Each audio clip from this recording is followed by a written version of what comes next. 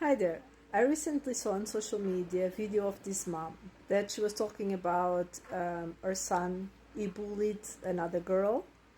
And when I started watching that video, I was like, this is great. It's great that parents are getting involved in this because I was a victim of bullying myself. So I think that it is the job of a parent to really get involved in this. So when I started listening to that, I was really like, yay. She was like, yeah. And I went to my son and I asked him, did you bully this girl? And I was like, that's a great start to a conversation, right? Because you are not like saying, I know you bullied this girl. You're asking, right? So it's like, giving the benefit of the doubt, wanting to try and hear the other person's side of the story, try and find out what happened, right? Because you're just a third person in the story. So I love the start. And then from that moment on, it was just downwards. Because her son's answer was, I'm sorry, mom, please don't spank me. And I was just like, imagine being a child. So that child was not sorry that he bullied this girl. For him, it was not about the bullying at all. It was about the fact that he upset his mom. And the fact that he immediately said, please don't spank me, means that he's used to the fact that every time that his mom gets mad at him, he will get spanked. So he's begging his mom not to spank him. And I want to, say it again. This child was not sorry that he bullied the girl. It was not about that for him at all. It was about the fact that his mom was mad at him and that he will probably get spanked. So let that sink in. And then his mom was like, so you admit you bullied. And then she went to her husband and said, I need your belt.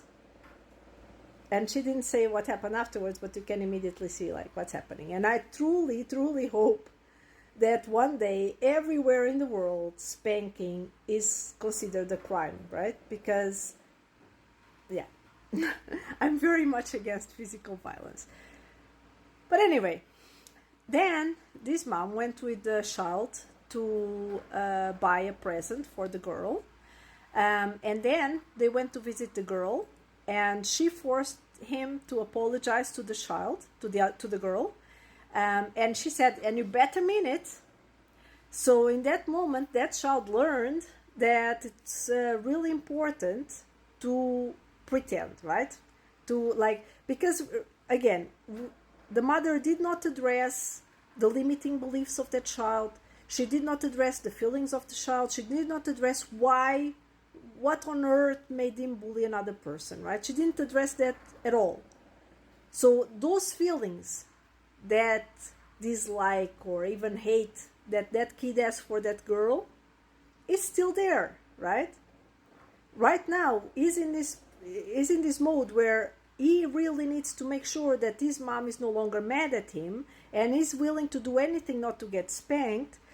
And he learns with this how to masquerade his feelings, right? How to actually hate a person or really have a strong dislike for a person and still really pretend that he's meaning that apologize, because that's what the mom is saying. You better mean it, right? I don't want you just to apologize. I want you to mean it. But she didn't address anything of like, what's happening? What are you thinking? Let's, deconstruct those limiting beliefs and let's replace them by healthy, views of society. No. She's just like, you have to pretend. You have to convince me that you mean this apology. I don't care. Like, she honestly, for her, what she wanted was for the son to convince her. So it was all about her, actually, when you think about it, okay? And then after that, she forced her son to hug the girl. So first of all, I just want to say, imagine you being a victim of abuse, of bullying, and being forced to hug your abuser, right?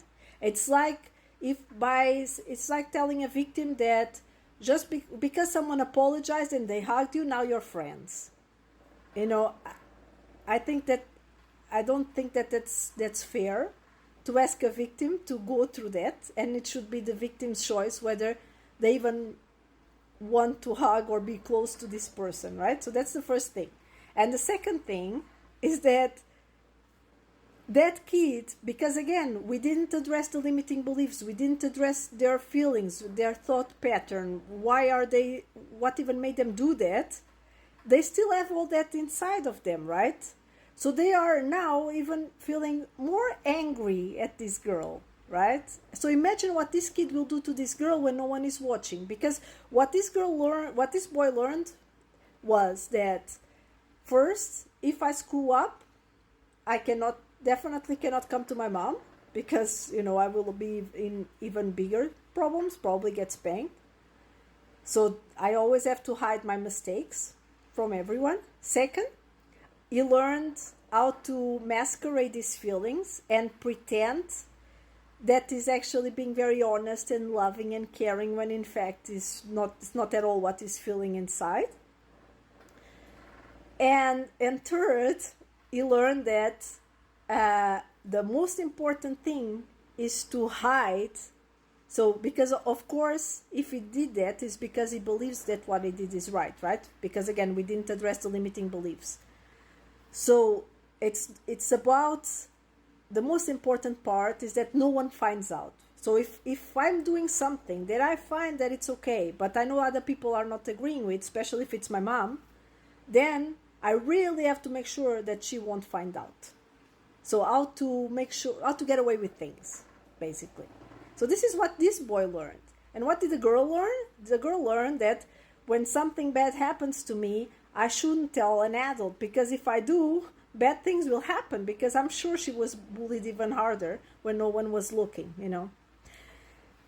So let's rephrase this in a positive parenting way.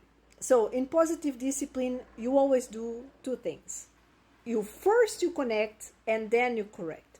So first you would go to this boy and you would be like, so the same start, did this happen, right? Not accuse the child, but ask, like, what happened, out of really curiosity. I'm not accusing you, I just want to find out what happened. And then really empathize, okay, what are you feeling? What are you thinking? What made you do this?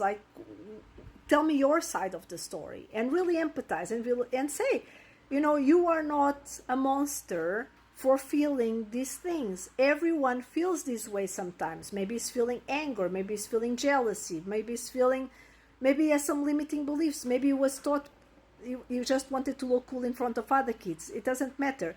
But saying we all feel like that sometimes. This is a normal thing. You are not a monster. So the connection part. And then you go to the correction. So this is normal, and this is not the way we deal with it. It's not, no one deserves to be bullied. No one deserves to be treated badly. So every challenging behavior is a need from a child. So it's a child because children are learning. They need help with their social emotional growth.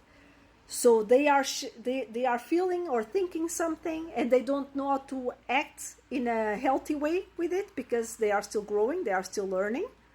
And it's our job as parents to teach them the healthy way to deal with it. So then we tell our child, okay, it's normal to feel this way, and when we feel this way, we don't act this way. Instead, we act this and that way. And then we make the little boy understand what that little girl was feeling. We work on the limiting beliefs. Why did you do this? Why would you think that about this girl, etc., etc. Really try and understand what they are thinking, try and change their beliefs so that they want to apologize, not because you are telling them they have to apologize, otherwise they will get spanked, but because they see that what they did is wrong. And this will prevent them from doing it in the future again.